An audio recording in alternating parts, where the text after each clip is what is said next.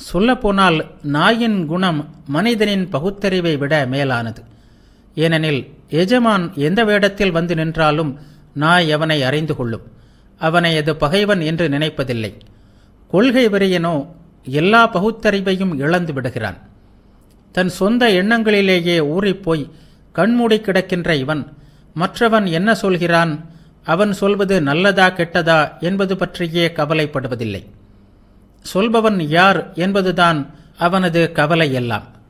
தன் மதத்தினரிடம் இரக்கமுடையவனாக, நல்லவனாக, நேர்மையாளனாக, அன்புடையவனாக இருக்கின்ற இவனே தனது மத கோட்பாடுகளுக்கு புறம்பாக உள்ளவர்களுக்கு கொடிய ஈனச் செயல்களை செய்வதற்கும் தயங்குவதில்லை. இந்த அபாயம் ஆரம்ப நிலையில் உள்ள பக்தியில்தான் உள்ளது. பக்தி கனிந்து பராபக்தியாக உருவெடுக்கும் போது மதவெறியால் ஏற்படும் பயங்கர செயல்கள் பற்றி பயம் கொள்ள வேண்டியதில்லை. பராபக்திக்கு வசப்பட்டிருக்கும் பக்தன் அன்பே வடிவான இறைவனுக்கு மிக மிக அருகில் சென்று விடுவதால் வெறுப்பை பரப்புகின்ற ஒரு கருவியாக இருப்பதில்லை. நல்ல பண்புகளை இயல்புடன் வளர்த்து கொள்ள நம் அனைவராலும் முடிவதில்லை. ஆனால் ஞானம், பக்தி, யோகம் என்ற மூன்றும் இயல்புடன் இணைவதே மிக உன்னதமான பண்பாடு என்பதும் நமக்கு தெரியும். ஒரு பறவை பறப்பதற்கு 3 விஷயங்கள் தேவை. 2 இறக்கைகள் மற்றும் வழிகாட்டுகின்ற சுக்கான் போல ஒரு வால். ஞானம் ஓர் இறக்கை, பக்தி மற்றோர் இறக்கை. சமநிலையை காக்கின்ற வால் யோகம். இந்த 3 வழிபாட்டு முறைகளை இயல்புடன் பின்பற்ற இயலாமல் அதன் காரணமான பக்தி ஒன்றையே தங்கள் நெறியாக மேற்கொள்பவர்கள் ஒன்றை என்றும் நினைவில் கொள்ள வேண்டும். முன்னேறி கொண்டிருக்கும் ஒருவனுக்கு உருவங்களும் சடங்குகளும் மிகவும் இன்றியமையாதவைதான். ஆனால் அவை ஆழ்ந்த பக்தியை உணர்கின்ற நிலைக்கு நம்மை இட்டு செல்லுமே தவிர அதற்கு மேல் அவற்றால் எந்த பயனும் இல்லை. ஞான ஆச்சாரியர்களும் பக்தி ஆச்சாரியர்களும் பக்தியின் வலிமையை ஒப்புக்கொண்டாலும் அவர்களிடையே சிறிதளவு கருத்து வேறுபாடு இருக்கிறது. முக்திக்கு பக்தி ஒரு கருவி மட்டுமே என்று ஞானிகள் நினைக்கிறார்கள். பக்தர்களோ அதை கருவியாகவும் அதே வேளையில் முடிவிடமாகவும் கருதுகின்றனர். இந்த வேறுபாடு ஒரு பெரிய விஷயமாக எனக்கு தோன்றவில்லை. உண்மை என்னவென்றால், பக்தி ஒரு கருவியாக பயன்படும் போது அது ஒரு கீழ்நிலை வழிபாடு. சற்று உயர்ந்த நிலையில் இதுவே உயர்நிலை வழிபாட்டிலிருந்து பிரித்தறிய முடியாத ஒன்றாகிவிடுகிறது. பக்தி முதிரும்போது பக்தன் தேடாவிட்டாலும் உண்மை ஞானம் தானாகவே அவனிடம் வந்து சேர்கிறது.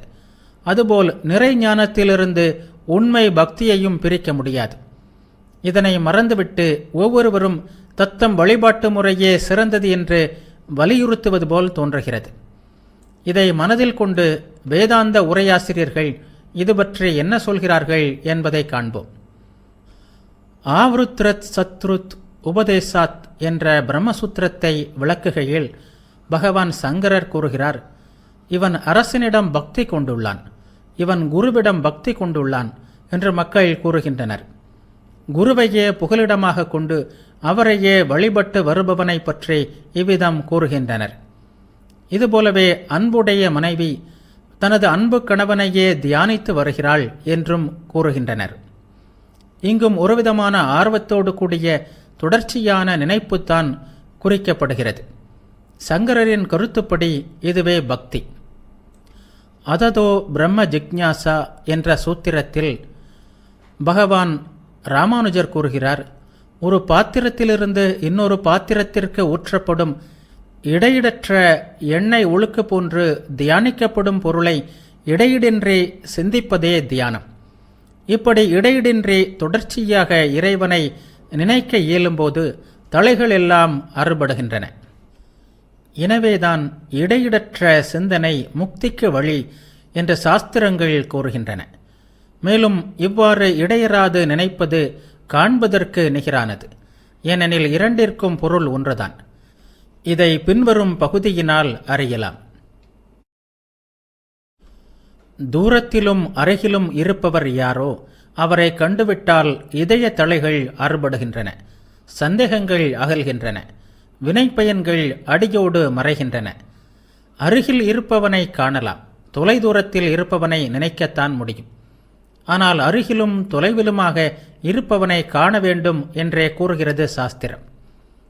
எனவே மேற்கூறியது போல் நினைப்பது பார்ப்பதற்கு சமமானதே என்பதுதான் சாஸ்திரங்களின் முடிவு என்பது தெளிவு. நினைப்பது தீவிரமாகும்போது அது காண்பதாகவே ஆகிவிடுகிறது.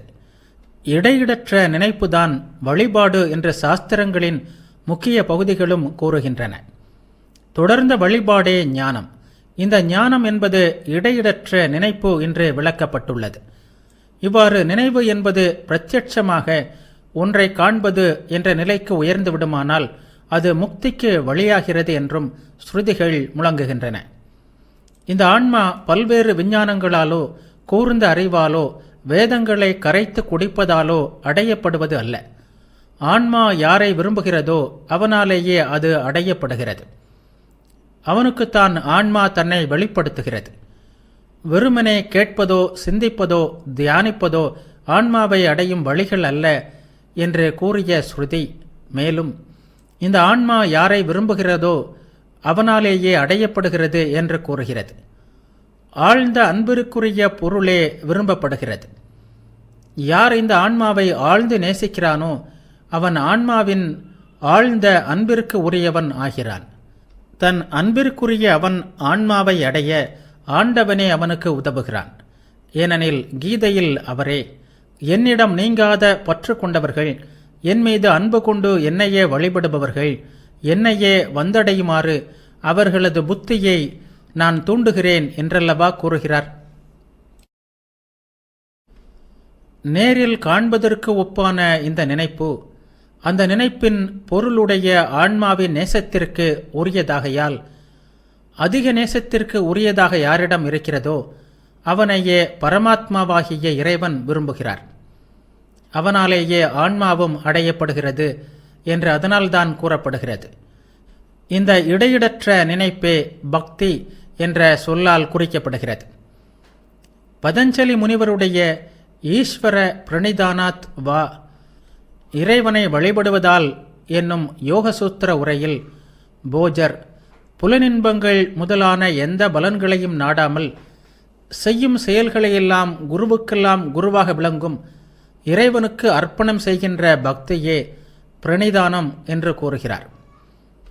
பகவான் வியாசரும் இந்த சூத்திரத்தின் விளக்கத்தில் எந்த வகை பக்தியின் விளைவாக இறைவனின் கருணை யோகியின் மீது பொழிந்து அவனது விருப்பங்களை நிறைவேற்றி வைப்பதுடன் ஆசையும் வழங்குகிறதோ அதுவே பிரணிதானம் என்று கூறுகிறார். சாண்டில்யர் ஆழ்ந்த இறையன்பே பக்தி என்கிறார். ஆனால் பக்திக்கு மிக சிறந்த விளக்கம் பக்த சிகாமணியாகிய பிரகலாதனால் கூறப்பட்டுள்ளது.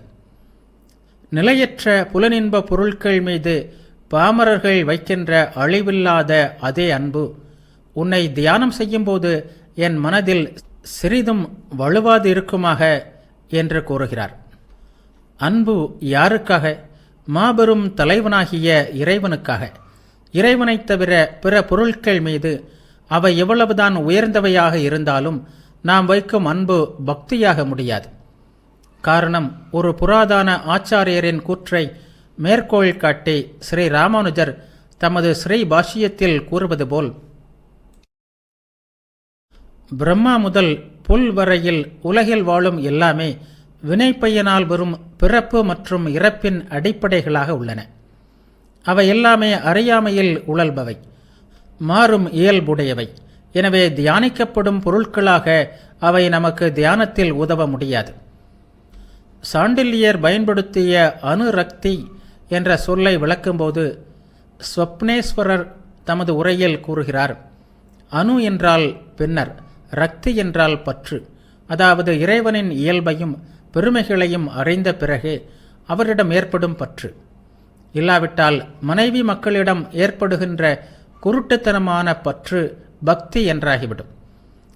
எனவே சாதாரண வழிபாட்டில் ஆரம்பித்து ஆழ்ந்த உயரிய இறையன்பில் முடிவடைவதான இறை அனுபூதிக்காக தொடர்ந்து மனத்தால் செய்யப்படுகின்ற இடைவிடாத முயற்சியே பக்தி என்பது தெளிவாக தெரிகிறது.